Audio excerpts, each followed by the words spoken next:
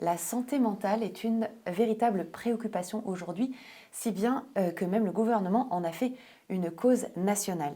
Alors je reçois aujourd'hui pour Méditatio le docteur Patrick Lemoine.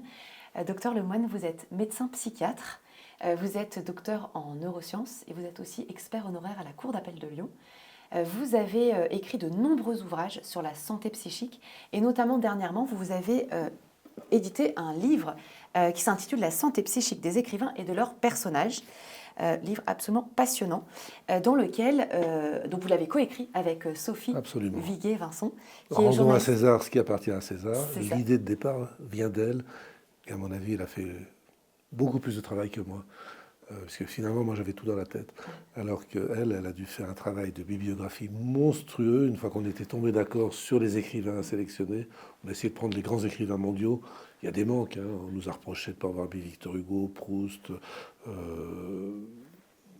Gogol. Enfin, il y a eu énormément d'écrivains américains, russes. On ne parle même pas de l'Extrême-Orient qu'on ne connaît pas. Mais elle a fait le travail. Et surtout, elle a sélectionné les passages qui sont dans le livre. Les plus croustillants, j'ai envie de dire. Oui, et puis son analyse de journaliste littéraire est, à mon avis, tout à fait originale et remarquable. Tout à fait. Alors, dans ce livre, en fait, vous décryptez ensemble des extraits d'œuvres majeures. Pas ensemble, justement. Ah oui, pas ensemble. C'est pas tout à fait ensemble. Parce qu'elle, quand elle avait sélectionné son extrait, fait son analyse, et elle m'envoyait le bébé. Exactement. Et moi, je jouais le psychiatre, et je faisais comme si cet extrait était un patient qui rentrait dans mon bureau. Exactement. Et j'avais la même démarche. Donc en fait, dans ce livre, on peut donc avoir l'explication littéraire du passage, et puis vous arrivez avec votre diagnostic et même votre prescription médicale. Absolument. À propos donc des auteurs et de leurs personnages. Parce qu'en fait, l'idée du livre, c'est de décrypter finalement nos ressorts psychiques à travers les failles, les parts d'ombre, les fragilités des écrivains et de leurs personnages. Et donc, moi, je ne peux pas m'empêcher de soigner. Je suis fait comme ça. Prenez Podane, par exemple. Podane, en tant qu'expert, j'envoie le père en prison parce que c'est un abominable pervers qui veut épouser sa fille, donc, qui est dans l'inceste, donc il mérite la prison. Mais Podane a été tellement traumatisée qu'elle s'est transformée en Lolita, qu'elle allume aussi tout le temps son père, et elle a besoin d'un soin, par exemple un EMDR, parce qu'elle est traumatisée. Alors, pourquoi est-ce que vous avez choisi de coécrire ce livre? Pourquoi nous parler de notre santé mentale à travers les écrivains et leurs personnages? J'ai envie de dire que c'est la même démarche que mes deux précédents santé psychique, à savoir la santé psychique de ceux qui ont fait le monde. Donc j'essaye de montrer que beaucoup des gouvernants, ça part du roi Saül, ça va jusqu'au général de Gaulle. Il y en a deux que j'ai trouvé à peu près sains, pas trop starvés, Salomon et de Gaulle. Mais les autres, Churchill, pour lequel j'ai une immense admiration, il souffrait d'un trouble bipolaire, comme dans le livre. Le roi Saül avait un trouble bipolaire, mais délirant. Vous avez par exemple Charles Quint, qui, lui, est un morphale, en fait. C'est-à-dire, il a une addiction à la nourriture et à l'alcool qui était impressionnante.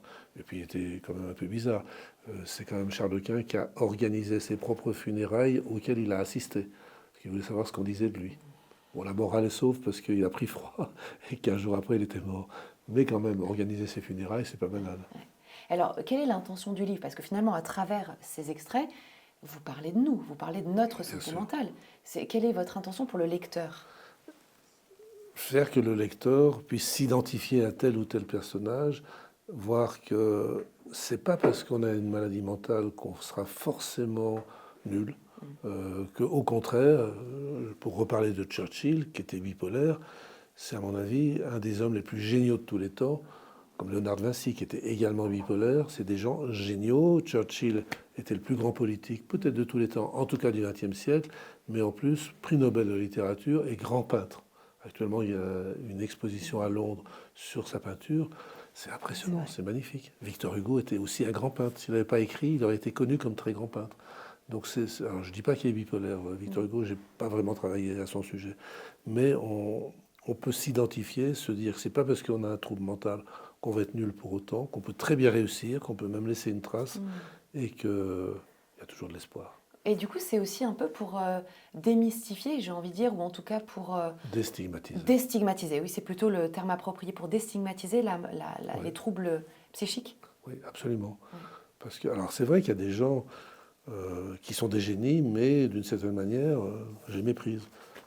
Picasso, Einstein étaient quand même des sales types. Ils ont eu une façon de conduire pour Picasso au suicide toutes les femmes avec lesquelles il a vécu, sauf Jacqueline, la dernière, qui est abominable. Einstein a également méprisé sa femme, qui a pourtant beaucoup contribué, qui était une grande physicienne aussi, par ses travaux. Son fils était schizophrène, il n'est jamais allé le voir une seule fois à l'hôpital. Donc ce n'est pas des gens sympathiques, mais quel génie, malgré tout. Oui, bien sûr. Et eux, c'était plutôt ce qu'on appelle une maladie d'Asperger, une forme d'autisme. Alors, dans votre livre « La santé psychique des écrivains et de leurs personnages », vous parlez de plusieurs thèmes, comme la dépression, comme, je reprends mes notes parce que c'est quand même des thèmes assez précis, comme les troubles de la personnalité, les complexes déstructurants, les traumas qui paralysent, les addictions fatales, les psychoses et leurs crises. Et alors évidemment, on ne va pas pouvoir dans notre interview évoquer tous ces sujets parce qu'on aurait besoin de trop de temps. Mais il me semble qu'il y a 3 thèmes qui peuvent rejoindre nos auditeurs de manière peut-être plus facile, qui sont la dépression, le trauma et peut-être quelque chose autour du trouble de la personnalité et qui peuvent faire le lien aussi avec les propositions de l'application Méditatio. Donc Méditatio, qui est donc la première application de méditation chrétienne francophone, vous propose en fait d'aborder tous ces sujets de, disons, un peu développement personnel, même si ce titre est un petit peu, ce terme n'est pas forcément le plus approprié. Un peu tarte à la crème. Un peu tarte à la crème. Mais en tout cas, vous propose vraiment des outils très concrets, des méditations pour traiter de tous ces sujets qui font partie de notre quotidien et qui vont nous permettre de prendre soin de notre santé mentale. Donc vous trouvez des parcours pour mieux vivre avec notre fragilité, pour traverser les épreuves, le deuil, pour gérer notre stress. Voilà, tous ces sujets si importants pour mieux vivre notre quotidien et donc, comme je le disais, prendre soin de notre santé mentale. Donc, pour pouvoir découvrir toutes ces propositions, n'hésitez pas à télécharger l'application Méditatio depuis votre App Store ou votre Play Store. Alors, je parlais de la dépression, parce que vous en parlez. Alors, dans votre livre, vous commencez d'ailleurs par ça, et vous prenez le célèbre poème de Charles Baudelaire, Le Spleen, que que nous sommes nombreux à connaître. Alors, je vous en lis juste un très court extrait, et puis je vous invite, voilà, qu'on puisse en parler ensemble. Donc, Spleen, 1851. Quand le ciel bas et lourd pèse comme un couvercle sur l'esprit gémissant en proie aux longs ennuis, et que de l'horizon, embrassant tout le cercle, il nous verse un jour noir plus triste que les nuits. Alors vous dites dans votre analyse, en tout cas diagnostic, que Charles Baudelaire souffrait de dépression saisonnière. Et pas que. Pas que. Oui, entre autres. Il me semble que c'est quelque D'ailleurs, chose... il rejoint Brigitte Bardot Ouais. quand elle chantait sur la plage abandonnée, coquillages et crustacés. C'est quand les touristes sont partis qu'ils commencent à pas faire beau à la Madrague. Et on sent qu'elle déprime, la pauvre Brigitte. Et ça, malheureusement, c'est sans doute quelque chose qui est assez fréquent chez d'ailleurs les auditeurs aussi de méditation. Voilà, le syndrome un peu de déprime à la fin des vacances ou bien à l'arrivée de l'automne ou de l'hiver.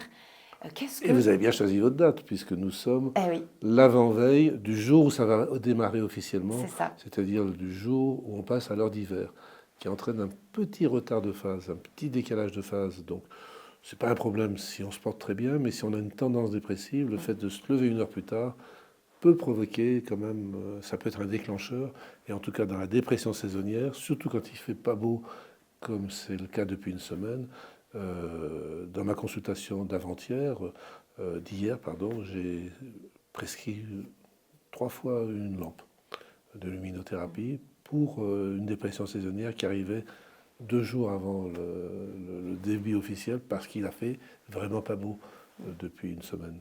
Alors ça m'amène à rappeler aux auditeurs que vous êtes également la caution médicale du pack sommeil proposé par Méditatio, donc, puisque vous parliez aussi de retard de phase. Et donc vous pouvez trouver des ressources sur le pack sommeil de Méditatio pour pouvoir améliorer la qualité de votre sommeil sous le regard de Dieu. Alors on parlait de Charles Baudelaire et de son spleen, vous parlez de la luminothérapie. Est-ce qu'il y a d'autres choses que vous recommandez à Charles Baudelaire et donc peut-être aussi à nos auditeurs pour faire face à... Alors, je ne suis pas sûr que je vais lui recommander la méditation, parce que je ne suis pas vraiment sûr qu'il soit tout à fait réceptif à ce genre d'approche. Lui, son truc, c'était quand même plutôt le hashish, l'alcool, la syphilis. Il avait quand même beaucoup de pathologies, parce qu'il était certainement bipolaire, avec des périodes où il était le roi du monde, où il a dilapidé son héritage en très peu de jours. Il s'est retrouvé sous tutelle parce que la famille a réagi. Puis des périodes où il était nul, il n'allait plus rien, il n'écrivait plus. Donc il est typiquement avec ses hauts et ses bas. Mais on peut être schizophrène et dépression saisonnière, on peut être normal et dépression saisonnière, on peut être bipolaire et dépression saisonnière. La dépression saisonnière, ça se met en plus, mais dans la bipolarité, ça aggrave les symptômes. Et lui, effectivement, je pense qu'il allait encore moins bien quand arrivait le mauvais temps. Donc là, pour être très rapide, la dépression saisonnière, il y a 3 signes qu'on appelle physiques. 1, une envie d'aliments sucrés. 2, une prise de poids. Et 3, une somnolence, voire une hypersomnie diurne. C'est-à-dire que ce sont des gens qui somnolent dans la journée, majoritairement des femmes, puisqu'on considère qu'il y a 4 à 5 femmes pour un homme, et qui deviennent frileuses, moins créatives.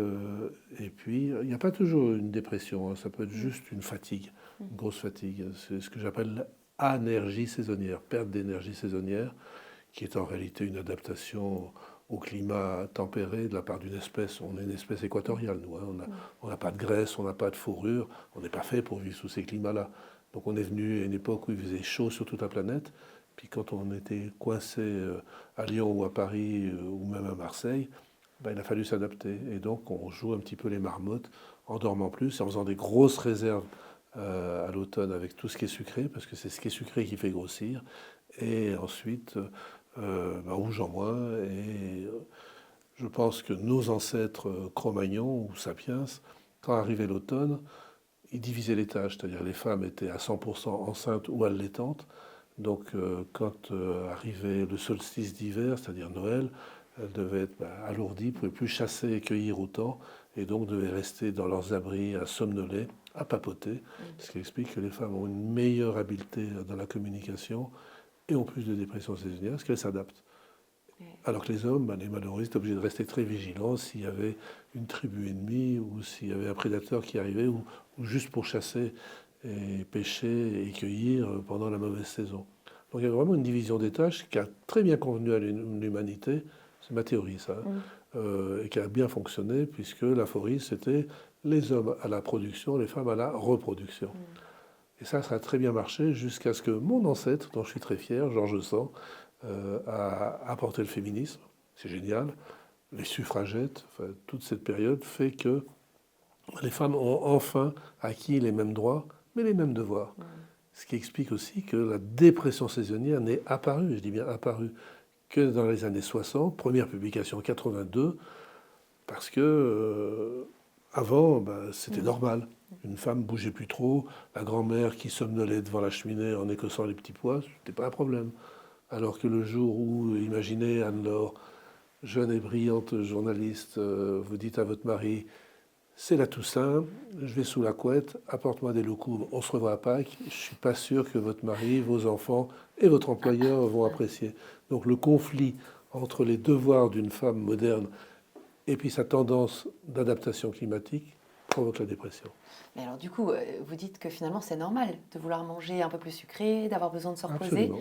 C'est une adaptation au climat. Une adaptation. Ce qui n'est pas normal, c'est le conflit entre la pression sociologique. Les femmes bossent maintenant, elles sont condamnées à être souriantes 365 jours par an, à être dynamiques 365 jours par an, et le fait que leur tendance, effectivement, est de somnoler, d'être moins créative et d'être frileuse, rentre de plein fouet avec les impératifs de la société. Et alors, est-ce que justement la méditation, qui invite un peu à se poser, à prendre du temps pour soi, à sortir de l'agitation aussi... La méditation aggrave les choses dans ce cas-là. Qu'est-ce que vous voulez dire par là? Je veux dire par là que ce qu'il faut, à l'automne-hiver, c'est stimuler. C'est-à-dire s'exposer à la lumière, faire du sport. Il a été montré qu'une exposition une demi-heure par jour le matin à une lumière d'au moins 10 000 lux à moins d'1 mètre, ou un jogging tous les jours, guérit en 4 jours ce spleen. 4 jours. Donc plutôt de la stimulation? Oui, oui. Okay. Donc la méditation, pourquoi pas le soir, mais pour la dépression saisonnière, non, c'est une contre-indication. Ok. Bon, merci beaucoup pour ces conseils très Je suis pragmatiques. désolé. C'est important. On parlait de la dépression, mais vous parlez aussi de différents troubles de la personnalité dans votre livre. Alors là encore, on ne pourra pas prendre tous les extraits, mais vous parlez d'un personnage que beaucoup d'entre nous connaissent bien, Don Quichotte. Tout le monde. Voilà, tout le monde connaît Don Quichotte, qui prend des moulins à vent pour des gens, d'où l'expression populaire Se battre contre des voilà, moulins. se battre contre des moulins à vent, qui voilà, veut dire qu'on se bat en fait contre des causes un peu perdues. Qu'est-ce que vous avez voulu nous dire à travers l'histoire de Don Quichotte et donc de sa peut-être manière de revisiter sa réalité, de revisiter le monde à sa manière? Pour moi, Don Quichotte, c'est un homme extrêmement honorable, extrêmement respectable, parce qu'il incarne l'éthique. Alors certes, déjà à son époque, les valeurs de la chevalerie étaient obsolètes. Donc il est ridicule en même temps. Donc mon idée, c'était de montrer que si on est moral, que si on est éthique, même si on est original, même si on est un peu ridicule, on reste quelqu'un de bien. Et je pense que Don Quichotte, c'est vraiment quelqu'un de bien. Et on voit vraiment qu'il représente en plus vraiment les deux faces de l'Espagne. On voit toujours de nos jours, il y a des Espagnols très maigres, très ombrageux, très... faut pas leur marcher sur les pieds. On a un certain nombre, par exemple le roi d'Espagne est plutôt dans cette lignée-là, et puis d'autres qui sont plutôt petits et ronds, avec des narines largement écartées qui aspirent l'air, comme Sancho Panza. Et que en fait, il faut tout pour faire un monde, et que il est un peu Sancho Panza et Don Quichotte sont un peu les prototypes des Espagnols. Reste la question de est-ce qu'il avait un trouble, Don Quichotte? Et effectivement, on peut dire quand même que c'était un mythomane. Il s'imaginait des choses. C'était pas un menteur, sûrement pas. Il n'inventait pas des choses. Le menteur, c'est qu'il ment. Lui, il pense pas qu'il ment. Mais c'est pas non plus un délirant. Il n'est pas persécuté, il délire pas, mais à force de se raconter des histoires, il finit par y croire, sauf que un mythomane, parfois il arrive un moment où il n'y croit plus. Prenez le baron de Munchausen, qui était aussi un grand mythomane. Il a fait hurler de rire toutes les cours européennes qu'il invitait d'ailleurs, parce que quand il racontait ses aventures, comme Cyrano de Bergerac qui allait voir les peuples de la Lune, tout ça c'est des grands mythomanes plutôt sympathiques, moins éthiques que Don Quichotte. Et puis il y a carrément des mythomanes horribles comme Jean-Claude Roman, hein, qui a fait croire à sa femme pendant 30 ans qu'il était médecin à l'OMS, qui a assassiné tout le monde quand il était sur le point d'être démasqué par orgueil. Et là, c'est des gens abominables. Tout est fondé sur leur mythomanie. C'est vrai que les mythomanes, si vous leur mettez le nez dans leur caca, ça peut être très dangereux. Moi, j'ai eu un patient comme ça qui a été dévoilé de sa mythomanie par une infirmière qui n'a pas fait exprès. Il est revenu dans le service avec un fusil, c'était fort chabrol. La police a dû venir, il y a eu un siège, ça a été terrible. Donc on voit toutes les formes de mythomanie. C'est de l'invention dans Don Quichotte sympathique, plutôt. Alors qu'on sait que le mensonge, c'est une défense, on va dire, normale. Oui. Les enfants mentent et c'est une preuve d'intelligence. On ne va pas les pousser, mais on ne va pas non plus les punir parce qu'ils montrent qu'ils sont capables de s'adapter. Dans les espèces animales, il y a des variétés de singes, des cercopithèques, qui peuvent mentir verbalement et sciemment. Et c'est toujours les individus non dominants, comme les enfants qui ne sont pas dominants. Par exemple, une petite femelle non dominante qui voit un œuf dans la forêt, qui est entourée de grands mâles dominants et de grandes femelles dominantes, elle sait que si elle prend l'œuf, elle prend une peignée et elle n'aura pas l'œuf. Donc elle a une phrase, serpent, un préfixe, venimeux, un suffixe, proche. Tout le monde se barre et elle prend l'œuf. Ce qui montre qu'elle est capable de mentir sciemment, verbalement, se mettre à la place de l'autre et d'anticiper la réaction de l'autre. Ce qui en dit beaucoup sur l'espèce humaine. Tout à fait. Vous parliez de Don Quichotte qui se raconte des histoires. Nous aussi, peut-être pas de manière mythomane, entre guillemets, mais nous aussi, on peut passer du temps à se raconter d'histoires, à se raconter notre réalité. Tous les enfants sont mythomanes. Quand vous voyez un petit enfant de 3-4 ans qui joue avec ses poupées ou ses petites figurines d'animaux, il parle avec eux tout haut, il leur invente des histoires. Il est dedans sur le coup. Il est dedans. Et même quand il a 3-4 ans, pour lui, c'est parfaitement vrai. Et évidemment, quand plus tard, il continue à y croire, ça devient plus problématique. Mais la mythomanie est complètement consubstantielle de la construction de l'être humain. C'est un grand enfant, en fait, Don Quichotte. C'est ça, complètement. Donc on parlait de Don Quichotte, et puis un autre extrait qui m'a pas mal interpellée dans votre ouvrage, un extrait des essais de Montaigne. Je vous propose juste d'en lire un tout petit passage. que je trouve très intéressant. Alors, Montaigne écrit, donc en fait, c'est dans le chapitre qu'on intitule plus communément La chute de cheval, où en fait Montaigne va faire l'expérience d'un accident de cheval et il va faire l'expérience presque de la mort. Alors, il ne va pas mourir, mais son accident va être tel qu'il va quasiment s'approcher de la mort. Et donc il dit « Ce récit d'un événement de si peu d'importance serait acte de vanité sans l'enseignement que j'en ai retiré. Car pour s'apprivoiser avec la mort, m'est avis que le seul moyen est de l'avoir approché. Or, comme dit Pline, chacun est à soi-même un très bon sujet d'instruction, pourvu qu'il ait les qualités suffisantes pour bien s'observer. Ce n'est pas une chose qui m'ait été enseignée que j'expose ici, mais une chose apprise de moi-même. Ce n'est pas une leçon faite par autrui, c'est une leçon que je me suis faite à moi-même. » Alors, dans votre Quel livre... sot projet que Montaigne a eu de parler de lui-même, Pascal.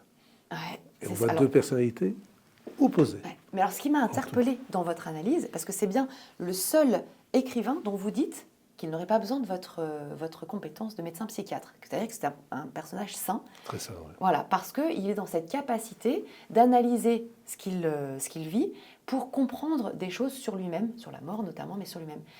En quoi cet extrait peut être éclairant pour nous ? Manifestement, Montaigne a vécu ce qu'on appelle une expérience près de la mort, Near Death Experience, oui. Le NDA des anglo-saxons. Et comme beaucoup de personnes qui sont morts et qui sont revenus, eh bien, ça les change totalement. Beaucoup deviennent croyants, parce qu'il y a quand même une vision du paradis. C'est le long tunnel sombre, la lumière, la musique céleste, les anges dans des grands prés, tout ça, ça mène à la religion. J'en suis même pas loin de penser que la religion chez nos ancêtres préhistoriques est née d'une expérience près de la mort, de quelqu'un très charismatique. Ça n'enlève rien aux croyances de chacun, à l'existence de Dieu, non. Mais la prise de conscience, à mon avis, vient de ces expériences près de la mort. Et Montaigne l'a parfaitement compris. C'est un philosophe, et comme c'est un philosophe, on va dire, tranquille, calme, sauf qu'il y a eu un livre formidable qui s'appelle Montaigne, la Boétie, une sombre affaire, chez Odile Jacob, et qui fait de Montaigne un assassin quand même. Donc, c'est pas un assassin malade, c'est un assassin. Il tue la Boétie. C'est un livre assez extraordinaire, je trouve. C'est une hypothèse, mais qui tient la route quand même. Et donc, Montaigne, qui était selon moi un homme très sain, avec tous ses petits travers. Par exemple, il était maire de Bordeaux, mais il s'est barré quand il y a eu la peste. Il n'a pas été d'un très grand courage à ce moment-là, mais on ne lui demande pas d'être courageux, on lui demande d'être philosophe. Et il est complètement, à mon avis, opposé point par point à Pascal. Et ce qui est intéressant, c'est de voir que les deux ont vécu des expériences. Pascal n'a pas fait de coma, donc il n'a pas fait d'expérience près de la mort, mais il a eu un accident mythique sur le pont de Neuilly. Certains historiens contestent, parce qu'il n'y a eu qu'un seul témoignage de cet accident. Donc Pascal est dans son carrosse, il traverse le pont de Neuilly, il y a beaucoup de monde, un cheval s'affole, s'emballe, et les deux chevaux du devant de l'attelage tombent dans la Seine. Et le carrosse est en équilibre sur le parapet. J'ai vu de près le mufle de la mort, dit Pascal. Et peu après, la nuit de feu, vous savez, joie, pleurs de joie, feu, qu'il a toujours gardé, c'est son mémorial, et même à sa mort, on l'a retrouvé cousu dans sa poche. C'est-à-dire pour lui, cette expérience terrifiante d'approche de la mort, même s'il n'a pas fait de coma, donc c'est pas une expérience près de la mort, mais c'est une peur de la mort, donc un traumatisme, lui, il a, du jour au lendemain, il a arrêté les maths, c'était le plus grand mathématicien de tous les temps, je pense. Il est devenu philosophe chrétien, et même janséniste, et il est allé à Port-Royal. Alors que Montaigne, il vit une expérience près de la mort, il philosophe dessus, et il fait ce qu'on appelle une sublimation, il s'en sort par ça. Donc, Pascal et Montaigne, eux deux, je leur prescrirais volontiers de la méditation. Ouais. Je pense que ça les aiderait, sauf que je pense que Montaigne, il n'a pas besoin de moi pour y penser. Je pense que Pascal, ça lui aurait fait du bien, parce qu'il était quand même très, très perturbé, très, très anxieux, ce qui se comprend, parce qu'il avait une maladie de Potte, donc une tuberculose osseuse, qu'il a emportée d'ailleurs, et il a souffert le martyre toute sa vie. Alors, vous lui auriez recommandé, oui. Vous lui auriez, recommandé méditation. Méditation, peut-être même hypnose à cause de sa douleur. Et donc, je vous rappelle donc, que Meditatio est donc une application de méditation chrétienne qui vous permet de traverser les difficultés de la vie. Je pense notamment au parcours que nous proposons pour mieux accueillir notre fragilité. De nombreux parcours sur différentes thématiques comme le stress, comme l'anxiété. Vous parliez de l'anxiété aussi. Donc, des parcours qui vous permettent d'apaiser aussi tous ces symptômes qui peuvent être vraiment désagréables au quotidien. Donc je parle il y a aussi des parcours sur la timidité, sur la fragilité, un parcours sur la connaissance de soi. Donc n'hésitez pas à télécharger l'application Meditatio depuis l'App Store ou depuis le Play Store. Justement, on parlait de méditation juste avant la présentation de Meditatio et vous disiez que vous pourriez prescrire entre guillemets de la méditation à Pascal. Est-ce qu'il y a d'autres écrivains ou personnages auxquels vous prescririez de la méditation et pourquoi? Je pense qu'il y en a un certain nombre pour lesquels ça pourrait fonctionner. Pourquoi pas, par exemple, les héroïnes de Zola dans Le Bonheur des Dames, oui, qui souffrent d'addiction. Ouais. Et dans l'addiction, la méditation peut être très intéressante. Et c'est vrai que Zola est un génie. Il a fait les meilleures descriptions cliniques de l'alcoolisme et du délirium tremens. Et là, il a démontré l'existence de certaines addictions et de certains fétichismes, l'hyphéphilie, c'est-à-dire le fétichisme des tissus, qui a disparu à cause de chênes et de témou, c'est-à-dire des fastes tissus. Mais à l'époque, c'était une découverte. La kleptomanie a été découverte aussi par Zola et décrite par Zola. Donc je pense que ces trois catégories peuvent bénéficier d'une méditation, parce que quand vous êtes kleptomane, alors que vous êtes une comtesse très riche, ça peut aider quand même de réfléchir un petit peu à ce qu'on fait. Ça ne suffirait pas, à mon avis, mais ça pourrait être une aide. Et puis, ne me viennent pas forcément à l'esprit des indications. Faudrait que je reprenne quand même la liste de tous les écrivains, de tous les personnages. Mais il y en a quand même un bon nombre. La peste, Camus. Là, je pense que ça pourrait aider, parce que justement, ils ont vécu un confinement comparable au Covid dans la peste. Et là, je pense que la méditation peut aider beaucoup. Qu'est-ce qu'on pourrait dire encore? Le diable au corps, il est trop jeune. À mon avis, il n'y arriverait pas. Le Radiguet. Les alcooliques, ils ont un peu de mal à méditer, mais pourquoi pas. Et puis, Steinbeck, le complexe de Caïn et Abel, je pense que là aussi, ça pourrait les aider. Sur Meditatio, on propose donc en tout cas, on tient compte des trois dimensions, à la fois psychologique, physiologique et spirituelle. En quoi la méditation chrétienne peut être utile à notre santé mentale, indépendamment des écrivains, de leurs personnages, mais voilà, pour nos auditeurs aussi, en quoi cette méditation chrétienne peut vraiment nous apporter un mieux-être au niveau de notre santé psychique? Déjà, en tant que psychiatre, et je peux parler au nom de tous mes confrères, quand un patient vient et qu'il se réclame d'une religion, qu'il a une foi, voire qu'il appartient à une communauté, on est super content. Parce que ça éloigne de beaucoup le risque de suicide, qui est quand même la terreur du psychiatre, c'est le suicide. C'est vraiment ce qui plombe notre métier. À un moment donné, quand je dirigeais un grand groupe de cliniques, une de mes missions, c'était d'appeler, de consoler les psychiatres.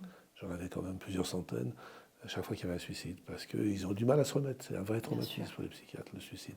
Donc ça a été archi démontré que les catholiques, comme les musulmans, comme les juifs pratiquants, se suicident beaucoup moins que les autres. Je ne parle pas quand ils sont bipolaires, parce que là, la pulsion est tellement forte qu'on ne peut pas résister. Mais autrement, il y a un interdit, parce qu'au fond, c'est le seul péché impardonnable. Il n'y en a pas d'autre. Se suicider sciemment est impardonnable, parce qu'on ne peut plus pardonner, puisqu'on est mort. Donc, nous, on aime beaucoup les patients et moi, je suis dans les rares psychiatres qui interrogent systématiquement les patients sur leur foi. En quoi croyez-vous? Est-ce que vous croyez il y a quelque chose après la mort, à l'immortalité de l'âme et des choses comme ça? Et j'ai besoin de savoir. Il n'y a pas très longtemps, j'ai vu un jeune patient qui avait rompu avec sa communauté protestante. Et j'ai réussi à le convaincre d'y retourner. Et il n'a plus besoin de moi maintenant.